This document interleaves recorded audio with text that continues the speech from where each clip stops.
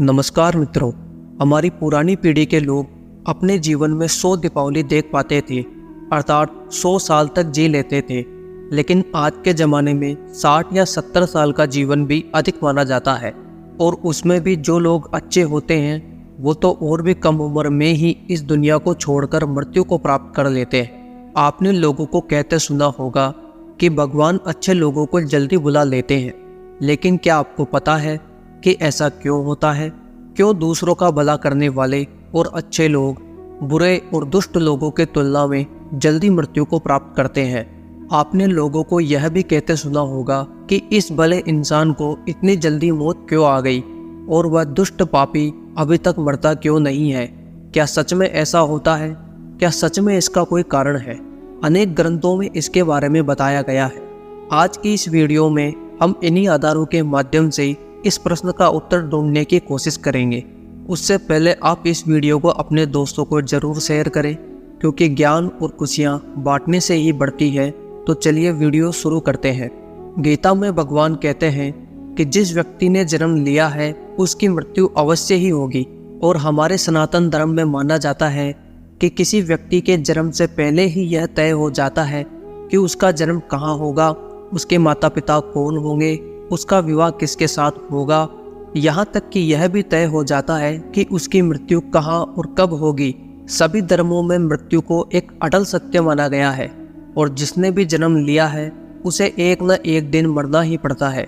किसी का भी जीवन या मृत्यु भगवान के हाथों में होती है।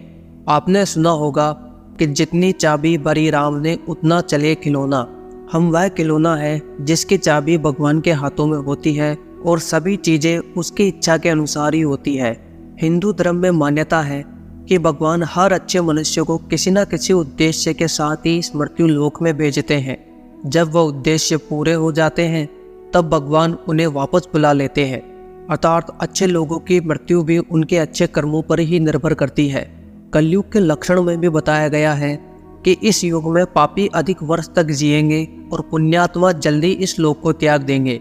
इसके अलावा आपको यह बता दूं कि जो लोग यह कहते हैं कि मरने के बाद इंसान खाली हाथ जाता है, उन्हें यह जान लेना चाहिए कि 3 चीज़ें ऐसी हैं जो मरने के बाद भी उसके साथ जाती है। एक है संचित कर्म, दूसरा है स्मृति, और तीसरी है जागृति। इसलिए आप कभी किसी से यह मत कहना कि आप खाली हाथ आए थे और खाली हाथ जाएंगे। हमें कई बार लगता है कि कुछ भले लोग या हमारे परिजन थे जो भले थे, किसी का बुरा नहीं किया था, कभी किसी को सताया नहीं था, फिर भी भगवान ने उनको अपने पास इतनी जल्दी क्यों बुला लिया? उन्हें तो अच्छे कामों के बदले में ज़्यादा जीवन जीना चाहिए था, तो भगवान ने ऐसा क्यों किया? तो आइए इस बात को समझते हैं। आपने कई प्राचीन कथाओं में सुना होगा कि जब कोई ऋषि मुनि या भगवान किसी अप्सरा या देवता पर क्रोधित होते थे तो उसे सजा के तौर पर पृथ्वीलोक यानी मृत्युलोक में जन्म लेने का श्राप देते थे। यह मृत्युलोक दूसरे लोगों की तुलना में ऐसी भयानक और दुखदायक जगह है जहाँ सजा के तौर पर देवताओं और अप्सराओं को भेजा जाता था, और सजा मिलने पर वह देवता और अप्सरा गिड़गिड़ाते थे कि हे प्रभु, हमसे गलती हो गई, हमें माफ़ करें और हमारी सजा कम करें। यह मृत्युलोक समस्त ब्रह्मांड में ना तो अच्छी जगह है और ना ही बुरी जगह है। आप इसे कर्म भूमि भी कह सकते हैं, और कर्मों के हिसाब से ही आपको आगे की यात्रा तय करनी होती है। जब हम जन्म लेकर यहाँ आते हैं तो हमें इस मृत्युलोक की मायाजाल और मोह माया घेर लेती है, और हमें यह मृत्युलोक अच्छा लगने लगता है। हमें इस मृत्युलोक और यहाँ रहने वाले लोगों से मोह हो जाता है।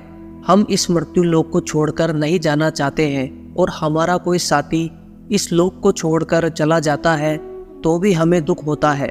जब किसी इंसान की मौत होती है तो वह जीवात्मा यमराज के वहाँ जाती है, और वहाँ उसके कर्मों का लेखा जोखा होता है। उसमें देखा जाता है कि उस जीवात्मा ने अच्छे कर्म किए हैं या बुरे कर्म किए हैं। अगर किसी जीवात्मा ने मृत्युलोक में बहुत बुरे कर्म किए हैं, बहुत ज़्यादा लोगों को सताया है, लूटा है, दुख पहुँचाया है, तो उसे दूसरे जन्म में उन सभी के साथ हिसाब चुकता करना पड़ता है, और इसी कारण उस जीवात्मा को लंबा जीवन काल मिलता है। यदि जीवात्मा ने अच्छे कर्म किए हैं तो उसे अगले जन्म में कम साथ दी जाती है। कई लोग कहते हैं कि अच्छे काम करने वालों को लंबा जीवन देना चाहिए, और बुरे काम करने वालों को कम जीवन देना चाहिए। लेकिन भगवान ने जो व्यवस्था बनाई है वह सही और उत्तम है, क्योंकि इस मृत्यु लोक में रहना और जीवन व्यतीत करना हमारा लक्ष्य नहीं है। हम जीवात्माओं का अंतिम लक्ष्य तो परम पवित्र बनकर मोक्ष प्राप्त करना है और परमेश्वर का सानिध्य प्राप्त करना है।